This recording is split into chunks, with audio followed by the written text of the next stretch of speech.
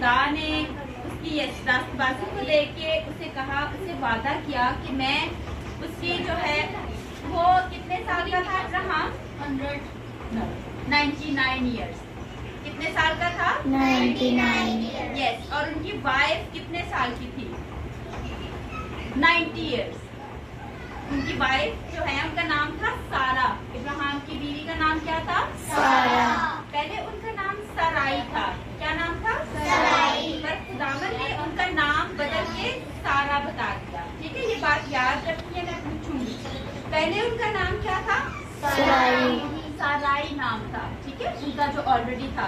उसके बाद खुदावन जब उनकी जिंदगी में आए, उन्होंने खुदावन ने उनका नाम चेंज करके क्या रख दिया? सारा। और वो कितने साल की थी? 90 साल की। 90 ईयर्स की थी। और इब्राहिम कितने ईयर्स के थे? 99 साल के थे।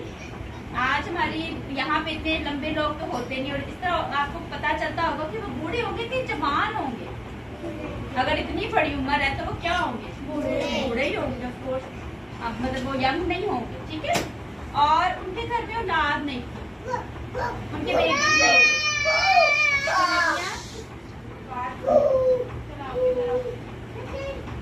को काबू करेंगे।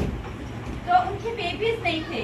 तो एक दिन इब्राहिम जो था बड़ा रास्तबाज था। मैंने आप लोगों को नूह नबी की दफा भी बताया था कि वो रास्तबाज था। तो रास्तबाज क्या होते हैं?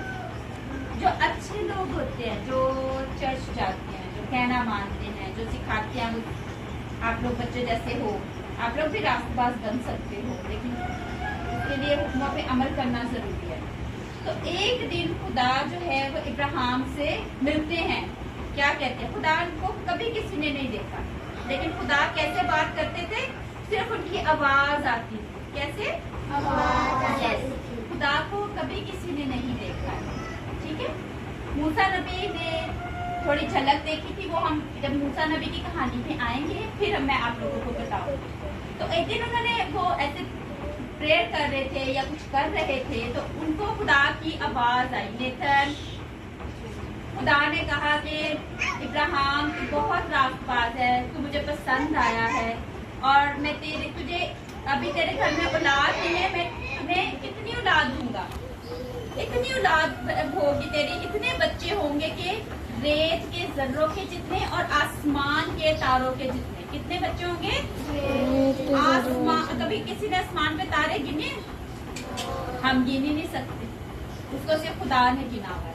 और कभी किसी ने रेत देखी? रेत क्या होती है?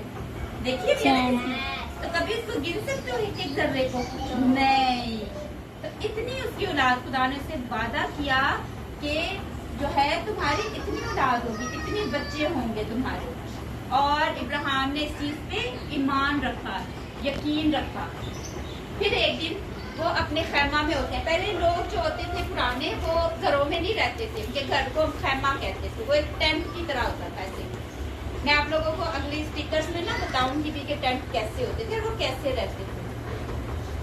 तो खुदा जो है वो 3 शख्स आए। 3 शख्स मतलब फरिश्ते के रूप में इब्राहिम से मिलने आए। ठीक है, और जब वो मिलने आए तब उन्होंने कहा कि इन्होंने इब्राहिम ने अपनी बीवी से कहा, सारा से, कि जाके जल्दी जल्दी अच्छा सा खाना बनाओ, मेरे मेहमान आए। किसी के घर मेहमान आते हैं तो हम खाना बनाते हैं ना? अच्छे से अच्छा खाना बनाते हैं। ठीक है, तो उन्होंने उनके लिए खाना बनाया। तो तब उन फरिश्तों ने, जो 3 लोग मिलने आए थे, जो खुदा की तरफ से आए थे, तब उन्होंने कहा कि इसी महीने में, मतलब तब वो आए थे, बहार का मौसम है। बहार का मौसम होता है, आपको किसी को पता है बहार का मौसम कब होता है? जब फूल निकलते हैं, जब सर्दियां खत्म होती हैं, तो एक सीजन आता है ना जिसमें सारे फ्लावर्स हर जगह हमें नजर आते हैं, प्यारे प्यारे। ये वो सीजन था, उसमें ना गर्मी होती है ना सर्दी होती है। बहार का बड़ा प्यारा मौसम था। तब वो मिलने आते हैं उनकी खैमा में। तब वो बोलते हैं कि अगले साल इस वक्त पे सेम आपके घर में एक बेटा पैदा हो। और जो सारा थी वो खैमे में से सुन रही थी सारी बातें, और वो थोड़ा सा क्या हुई, मुस्कुराई। उन्होंने कहा ये कैसे हो सकता है, मैं तो बिल्कुल बूढ़ी हूँ। आप लोगों की दादो नानो बूढ़ी होंगी ना? तो बूढ़े लोग आपने देखे होंगे, कमजोर भी होते हैं, हमसे तो चला ही नहीं जाता है, ऐसा ही है ना? तो वो इस तरह थोड़ी सी बूढ़ी थी, लेकिन चुस्त थी ऑफ कोर्स।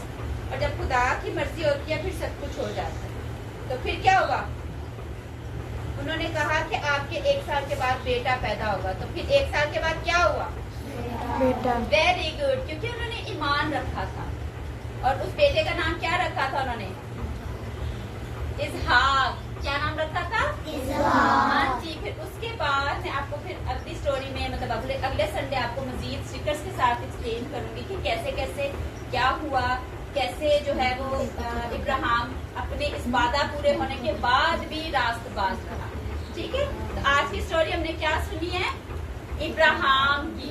ठीक है, मैं अगले संडे आप लोगों से क्वेश्चंस करूंगी। ओके, किसी से भी पूछ सकती हूँ। ठीक है, चलो जी जल्दी से आंखें बंद करो अपनी।